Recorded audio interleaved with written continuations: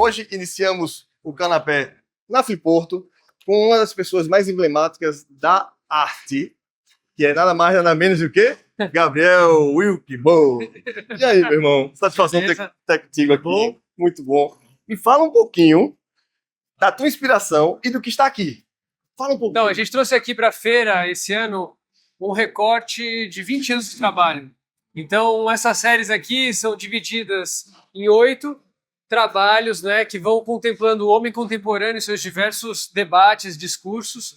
Tudo começa em 2008 com Sexual Colors. Uau. E essa série fala da relação do homem com as cores, né, do corpo com as cores, a ideia de despir os modelos para vestir ele com as tintas.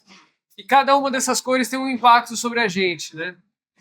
Chega arrepia. A gente segue desse momento, desse despir, para I Am Light, que é uma série que fala sobre o brilho interno de cada uma das pessoas, né? Quando a gente olha para dentro, a gente descobre que o ser humano é um infinito de possibilidades. E nessa aqui em específico, eu tinha usado um outro elemento, né? E lembra exatamente isso, a referência do maracatu. Vai trazer para Recife também uma questão que tivesse colada aqui com a cultura local. Que energia, não é? Mas não foi proposital, não é durante uma festa, não é uma pessoa maquiada. Eu produzi isso em estúdio em São Paulo, maquiado. Uau. E essa fita que eu tinha colocado aqui dourada acabou trazendo um pouco desse referencial no movimento. Tem um lance do envelhecimento que tu usava alguma coisa. Sim. Essa aqui não tem. Essa série não. Essa foi mais... Essa é tudo com glitter. Essa série usa todo glitter para fazer essas explosões de luz. E aqui de novo a gente tem mais uma obra de Sexual Colors. Uau. Que também é 2008 essa obra. Uau. Essa aqui inclusive é o Fiuk que está aqui embaixo. Uau. Os ensaios que a gente fez lá com ele no estúdio. Eu convidei ele para fotografar. E aí, Fiuk, bora posar embaixo das tintas, tá? Ele se animou de fazer e deu esse resultado. Muito. E essa aqui é uma outra série que chama I Am Online, que fala que o ser humano está sufocado por causa do excesso da conectividade. Então a gente vem para uma geração que está o tempo inteiro olhando para o celular, olhando para a informação que nunca acessa, e esse mundo faz a gente ficar extremamente sufocado, né? Construindo várias máscaras para poder sobreviver. E essa série quer mostrar um pouco dessas máscaras, desse sufocamento. Então. Todas elas que estão aqui hoje trazem o referencial da cor vermelha, né? Então todas as obras têm um ponto do vermelho como ponto principal, e as paredes também vêm para trazer um pouco dessa mesma narrativa. É mais uma procura, uma busca em si mesmo. Sim, o vermelho é a cor que corre dentro do ser humano. Exato. Né? E essa é a ideia de trazer essa minha relação profunda com as cores, com esse universo dessas texturas, mas ao mesmo tempo mostrando que cada uma delas tem uma mensagem profunda de uma pesquisa.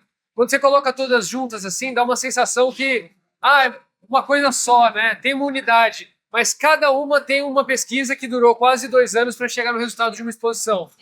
E aí quando coloca assim 20 anos de uma vez só na parede, traz um pouco dessa unidade que a gente está trazendo esse ano para a Friporto. Olha, isso é um pouquinho do que vocês já estão a perceber do que vai ser magnífico na nossa entrevista lá no sofá. Vem com a gente. Beijo para vocês. Agora sim, começamos a segunda etapa da entrevista com quem? Gabriel Wilkebon. Nada mais, a pronúncia está certa. É Wilkebon. Do Wilkebon. Gostei. Gabriel Wilkebon. Mais fácil. Gabriel Wilkebon. Que pronúncia. E é a origem do teu nome? Alemão. Alemão. Tem cara não, pô?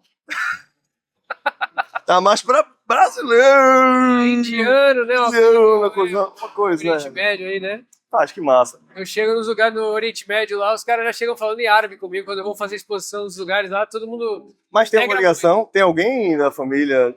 Já fizesse aquele... Uma mistura, né? Que minha avó materna era amazonense, nascida em Fonte Boa. Meu avô sergipano, nascido em Canhoba. Os dois se conheceram no Rio de Janeiro. Olha o sangue nordestino. Tá envolvido demais, né, velho? Muita mistura. E ao lado do meu pai, todo mundo veio alemão, fugiu da guerra. Meus primos é tudo loirinho de olho claro. E aí eu misturei com essa coisa de Amazonas, com Sergipe, com Brasil. Rio. Brasil pura. Então, a tua arte emana também dessa mistura? Tu achas assim, que veio dessa... A tua natureza já indica que tu, nessa tua abordagem cultural e tudo, tem muito do teu crescimento como pessoa? Eu acho que quando eu fui descobrir a fotografia em 2006, quando eu fiz uma viagem da nascente até a foz do Rio São Francisco, só fotografando gente. Quando eu entrei nesse mergulho, eu encontrei muito referencial próprio meu, de histórias que eu talvez nem conhecesse ali dentro daquela viagem. conheci pessoas que me lembravam muito a minha avó, lembravam muito do meu avô, e aí um dos momentos auges, o ápice dessa viagem, foi ter ido na cidade que ele nasceu, em Canhoba. E quando eu cheguei na cidade, tinha uma casa que era a casa dele, e na parede tinha uma foto, que era a foto da família. E aí o meu avô, que estava lá na casa ainda, me apontou, esse aqui era o seu avô. E aí esse momento foi um momento... De tirar de chave. Uma coisa meio de como se diz assim, uma coalizão de coisas acontecendo ao mesmo tempo, e eu entendi que aquela viagem era uma redescoberta da minha própria história. E aí eu voltei com essas imagens e foi a primeira vez que eu realmente consegui emocionar o público, assim, quando eu mostrei aquele trabalho Brasileiros 2006, tudo mudou. Então as pessoas começaram a me reconhecer como um artista, um fotógrafo, começaram a se emocionar com o trabalho. Essa reação que você teve hoje ali, me arrepiei, tô vendo, nossa, isso começou a acontecer muito e eu nunca tinha sentido isso, né? Eu, tinha vindo da poesia desde muito cedo, depois pra música, mas aquele foi o meu primeiro momento como artista que eu senti que eu fiz um trabalho que impactou. E a poesia também liga muito, né? Eu acho que a poesia, como na tua infância, tu vê na tua arte também um pouco da tua poesia expressa. Eu acho que quando eu comecei a escrever, meu pai que me ensinou a escrever poesia, e ele falou, tem algumas regras. A primeira frase você rima com a terceira, a segunda você rima com a quarta, e no final não esqueça de ter um elemento surpresa para o público tomar um twist, um elemento surpresa. E quando ele me ensinou aquilo, eu ouvi como se ele estivesse simplesmente me ensinando a fazer poesia, mas aquilo virou minha forma de fazer arte. Então, quando eu coloco o meu trabalho, ele vem cheio de pequenas regras para criar uma atmosfera muito clara da minha assinatura, e sempre tem um título que amarra toda a história e faz aquela surpresa no final. Uau. Que é a mesma história do que meu pai me ensinou quando criança. Então eu simplesmente trouxe aquilo pro meu trabalho e carrego isso pra minha vida. Então, posso dizer que o momento da compra da tinta guache, lá no... Foi um momento para colocar... Quando você teve a dica, olha, tem alguma tinta por aqui? Olha, eu acompanho a sua história. Sim. Tem alguma tinta por aqui? Eu não tenho. Qual é aquela que não pega no corpo? Guache. Então vou fazer... Chegar... E como foi isso? Foi um acidente, né, cara? Foi uma experiência, foi um acidente. E a referência de entender que aquela tinta podia ir na pele sem machucar, sem ter uma química, me colocou no lugar de vamos fazer então uma aventura, né? E minha mãe é artista plástica, pintora, né? Minha mãe fez diversas exposições e minha casa era um lugar onde sempre tinha tinta, pincel, pote de tinta sujo. E aí acaba que, de novo, volta para um referencial muito da minha infância, que é uma vontade também de jogar aquelas tintas para todo lado. É isso que eu quero dizer, justamente. A criança quer atirar aquilo, né? E aí eu comecei a viver essa experiência, entendendo como é que o modelo reagia também ao tempo, a ficar embaixo daquela tinta, a ser guiado de uma forma completamente como um suporte, sem olhos, né? De olho fechado, imbuído ali numa coisa quase que meditativa. E fui entendendo que aquele processo ali era um processo de uma instalação, uma performance. Os modelos estavam ali para ver uma performance. Então, a cada ensaio eu ia evoluindo um pouco a técnica, ia perguntando o que você sentiu, como foi para você, qual momento você se encontrou mais ou menos, e fui aprimorando conforme o passar do tempo. Uau! E aí, voltando à essência, esse livro veio para consagrar esse momento, foi? Na verdade, são 20 anos de carreira, né? Ano que vem, 2026, completa 20 anos de Brasileiros, foi feito em 2006. E eu comecei, tinha tentado escrever esse livro 3 vezes. Nunca tinha encontrado um momento de, qual é a mensagem dele real, né? Qual é a busca dele? E aí eu tive uma experiência muito importante que está descrita nesse livro, que eu perdi meu pai muito cedo, com os 8 anos de um AVC, e durante a minha carreira inteira eu passei querendo me provar para ele que eu ia conseguir dar certo no meu trabalho, eu ia fazer dar certo. Então foi uma dedicação muito grande, querendo me provar constantemente, e eu já estava começando a achar aquilo muito vazio, essa constante falta de autoaprovação. Nesses mergulhos do autoconhecimento, eu cheguei no encontro com a ayahuasca, absurdo que eu tive um encontro com ele. E nesse auge desse encontro, ele me deixou a mensagem: Gabriel, você pode relaxar na minha presença, você não precisa provar mais nada para ninguém.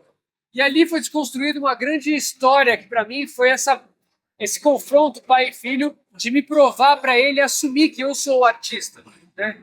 Desde a minha própria casa, uma família de empresários, uma empresa muito tradicional. Então, tipo, pai, eu sou um artista, né? E ao mesmo tempo sem a presença dele, com uma presença da sua ausência, né? Que é muito maior do que se ele estivesse lá todo dia me cobrando. Quando ele não estava, a voz dele na minha cabeça começou a falar muito mais alto. Então esse livro traça essa jornada desse encontro pai e filho na busca pela aceitação e pelo amor. E como o meu trabalho foi sendo traçado dentro disso tudo. É legal, muito legal. Eu vejo assim. Então, quando a gente fala, toca naquelas situações, nas pessoas que nos faz diferença, faz a nossa diferença. Seu pai fez muita diferença no seu eu. Quando você buscou isso, eu tenho certeza que essa obra será uma das melhores obras de sua vida. Ficou muito legal, porque, na verdade, eu sempre trabalhei com imagens, né? E as imagens, elas abrem espaço para muita interpretação. Ah, eu vejo isso, eu sinto aquilo, eu consigo conectar com essa imagem de tal forma. E na minha cabeça, o texto era uma coisa diferente, porque o texto estava escrito, né? Você olhava e falava, tá escrito. Lê aqui, ó, tá escrito. E eu conforme fui dando para as pessoas, eu fui tendo feedbacks completamente independentes de um para outro. E fui entendendo que o texto é uma das obras mais interpretativas de todas. Porque o livro é um espelho. Você está lendo o que é a sua história, que se encontra com a minha em diversos momentos, e ali você guarda e captura aquilo. Por isso que faz parte de nossa história. A arte começou nessa introspecção na leitura. Você, parte da arte vem desse momento. É um momento em que você passa a perceber quem você é. E quando você faz o que você é, dá certo. É isso. A sua vulnerabilidade se conecta com a vulnerabilidade dos outros. Enquanto você constrói máscaras e barreiras para se proteger, você está afastando as pessoas. Quando você deixa cair tudo isso e se desnuda, o artista tem essa frase, né? O artista se coloca nu na parede. Quando ele se desnuda, é que o público consegue se encontrar com ele. Poxa, incrível. Olha, incrível. Gabriel, eu acho que vamos ter outras oportunidades, mas essa, em si, nos traz uma felicidade imensa. E agora, eu passo a palavra para Gabriel para dar as suas colocações neste momento rápido, porque não é um podcast, mas convido para um podcast para nós falarmos mais tempo, mais profundo, que o Canapé Podcast ele tem pouco tempo de vida. Nasceu faz 3 meses, já está alcançando alguns patamares, porque está se encontrando em si. E nesse momento queremos te ouvir mais, queremos ter um pouco mais contigo. E agora, o podcast passa a estar um pouquinho mais próximo ao artista e perguntar: o que tu dizes de importante neste momento, a Fliporto e Gabriel Wickbold, para dar aquele fechamento dessa primeira entrevista? Eu estou super feliz de estar aqui, está um momento incrível de ir para Recife, ser celebrado uma obra icônica de Oscar Niemeyer, né? Nesse lugar onde a gente está celebrando a arte, os encontros com diversos artistas, e deixar um pouco mais dessa história, plantar essa semente aqui também nessa cidade que eu gosto tanto, e dividir um pouquinho mais da minha alma e do meu trabalho. Muito bem. E esta obra aqui, pode vir autografada para o Canapé? Com certeza. Eita, é agora que vamos a este momento do abraço e dizer: Wickbold veio para fazer a diferença na Fliporto.